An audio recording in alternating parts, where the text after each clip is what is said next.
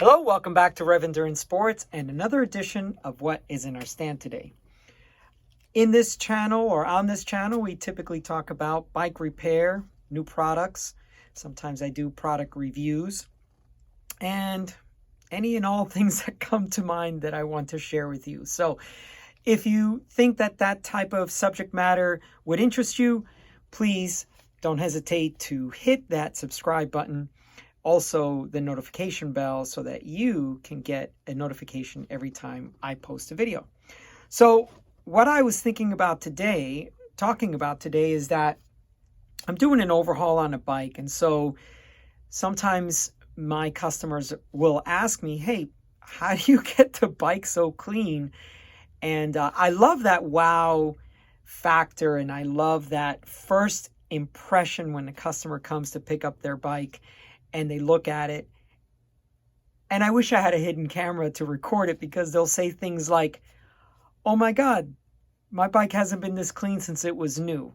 Or, oh, it's like a new bike. I guess I won't be able to tell my significant other I need a new bike. So it's crazy some of the things I hear, and it just makes me feel really good inside. So I just wanted to share with you just a couple of little things that I do to get drivetrains really clean, and in a way that you can do this at home in between major service intervals on your bike. So what we're going to do is, first I will take you over to the workbench.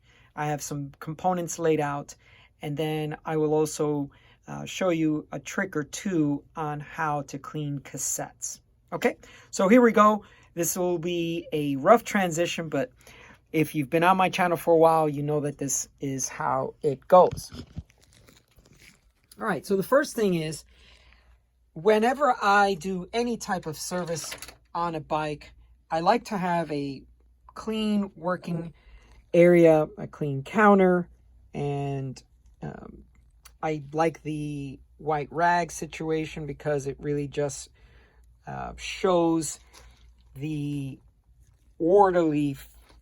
If I were to take something apart, I could show it in a nice orderly fashion, each component as it's supposed to be put back together in reverse order of the way they came apart. So this is an overhaul for this customer, and so we've taken the cassette off, cleaned each individual cog, and we've also taken off, this is an Ultegra Di2 bike, so we've taken off both the front and rear derailleurs, the crankset, and we're going to do a brake bleed on this bike as well as part of the overhaul process.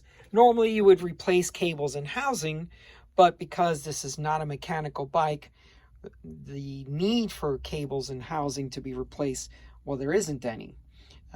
The brakes are hydraulic in this case, so those are hoses, and the Di2 is operated by these E-tube or electrical type wires.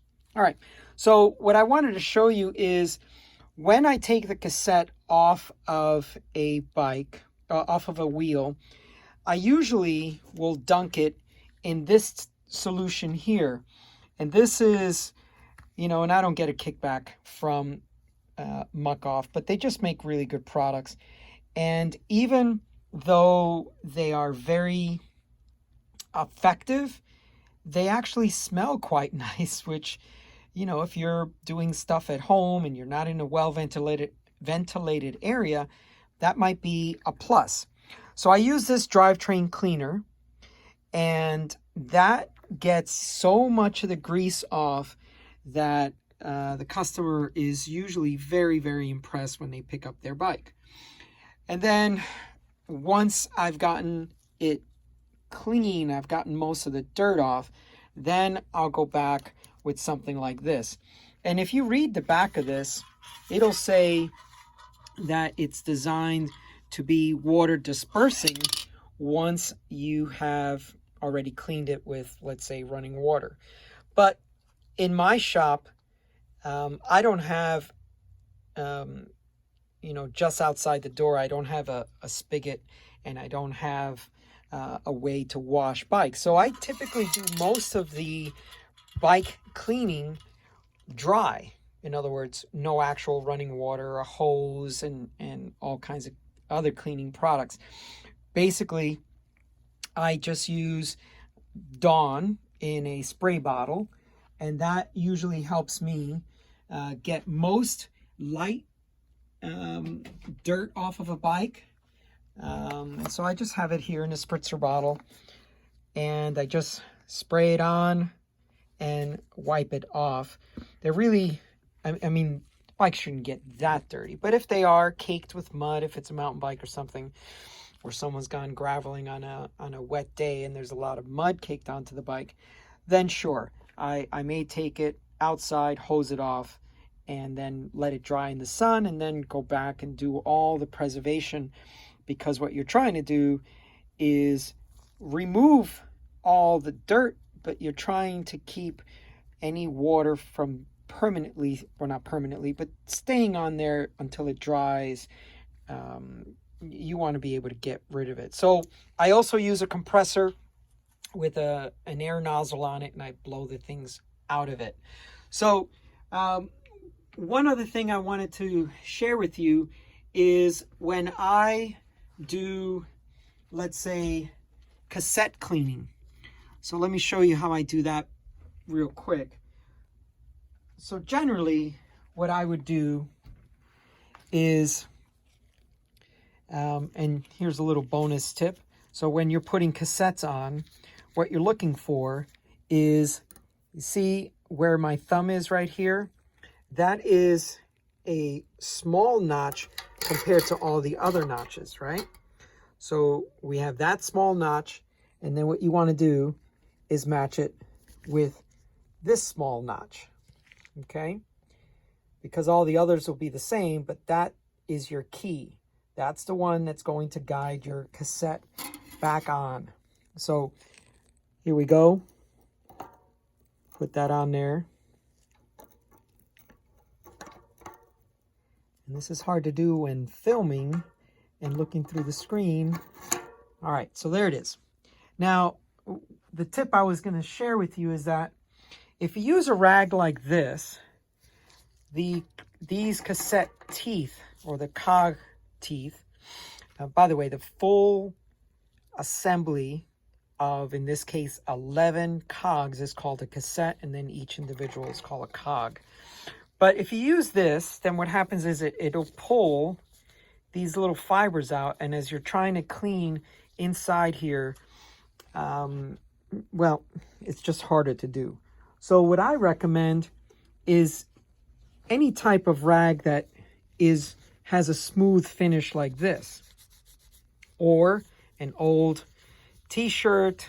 You know, some of us may have tons of old race t-shirts that, you know, they probably don't fit us anymore, or they, it's time to recycle, repurpose them. So something like this with a nice hem to it really fits inside. Now, if I had two free hands, this would be great, but it fits almost perfectly between the cogs, and then you just pull back and forth. And that's really the best way I have found to clean cassettes. So I use, let's say, that degreaser.